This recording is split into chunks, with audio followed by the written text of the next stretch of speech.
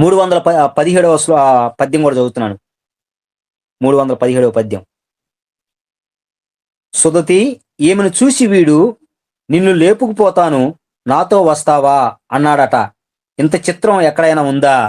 ఏమంటున్నాడు శ్రీకృష్ణుడు గారు? చిన్న పిల్లవాడి వయసులోనే ఇవన్నీ కూడా చేస్తుంది. ఒక ఆమెను చూసంట, నిన్ను లేపుకొని పోతాను, నాతో వస్తావా అంటున్నాడంట. ఏందండి ఈ దారుణం?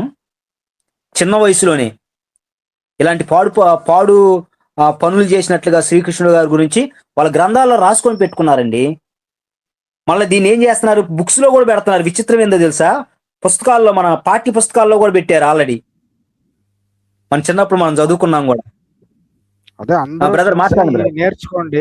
అదే సార్, అందరూ చూసి ఇవన్నీ నేర్చుకొని ఇలానే చెయ్యండి అని చెప్తున్నారు సార్ వాళ్ళు. చూడండి ఇవి ఎంత బ్రదర్.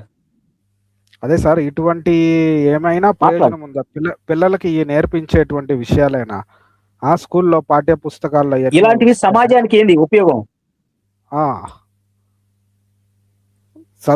పిల్లలు ఏమి నేర్చుకుంటారు? భాస్కర్ రాజు గారు, మీరే చెప్పాలి దీని నుంచి ఏం ప్రయోజనం ఉంది? ఏమి నేర్చుకుంటారు? ఒక ఆడబిడ్డని నేను లేపుకొని పోతానంటే అది ఎంత భయంకరమైన మాట అండి. పరమాత్ముడు అట్ట అంటాడా? ఇప్పుడు ఆ ఆడబిడ్డ ఏమైద్ది? శ్రీకృష్ణుడు గారికి కూతురు అయింది. పరమాత్ముడు అంటే తండ్రి గనుక కూతురు అయింది. కూతురు లేపుకొని పోతానంటాడా? దయచేసి ఇప్పటికైనా కళ్ళు తెరవండి. పరమాత్ముడు అంటే మహాపరిశుద్ధుడు, కన్న తండ్రి. ఆయన నజరేయుడైన యేసుక్రీస్తు ప్రభు అని మేము ధైర్యంగా చెబుతున్నాం. ఎందుకు తెలుసా? ఆయన తండ్రి గనుక మన అందరం పాపం చేస్తే మన పాపాలని ఆయన మీద వేసుకొని ఆయన భరించాడండి తండ్రి గనుక. అది క్రైస్తవం చెప్పేది. ఇక్కడ చూస్తే ఎట్లా ఉందో తెలుసా? అంత వ్యతిరేకంగా ఉందన్నమాట. అందుకని ఇప్పుడే చాలా మంది తెలుసుకుంటున్నారు వాస్తవాలని. చూడండి 318వ గీతా ప్రెస్సే చూసుకోమను చక్కగా.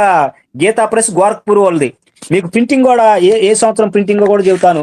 చక్కగా వాళ్ళని తీసుకోమనండి. ముద్రణ వచ్చేసి 2024 అండి.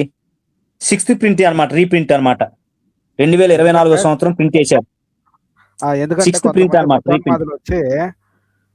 ఎందుకంటే కొంతమంది మతోన్మాదులు వచ్చి ఇది మా గ్రంథంలో లేదంటారు. మళ్ళా లేదంటే ఇప్పుడు ప్రజలు అమాయకులు కాదు. ఇప్పుడు కొంతమంది కళ్ళు తెరుస్తున్నారు. ఇప్పుడు ఆన్లైన్ లో కూడా చెక్ చేసుకుంటున్నారు. దయచేసి ఇప్పుడు మేము చెబుతున్నప్పుడు మీ దగ్గర ఒక గ్రంథం లేకపోతే పోతన భాగవతం తీసుకొని దశమస్కందం పూర్వ భాగం 307వ పద్యం నుంచి 334వ పద్యం వరకు చెక్ చేసుకోండి.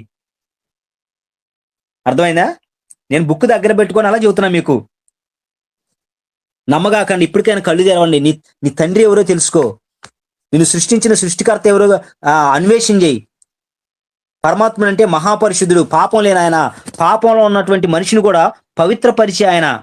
ఆయన ఎవరై అంటే నజరేయుడైన యేసుక్రీస్తు ప్రభు అని మేము చెబుతున్నాం. సనాతన ధర్మంలో దాగి ఉన్న నిగూఢ రహస్యాలు అనేటువంటి 3 బుక్కు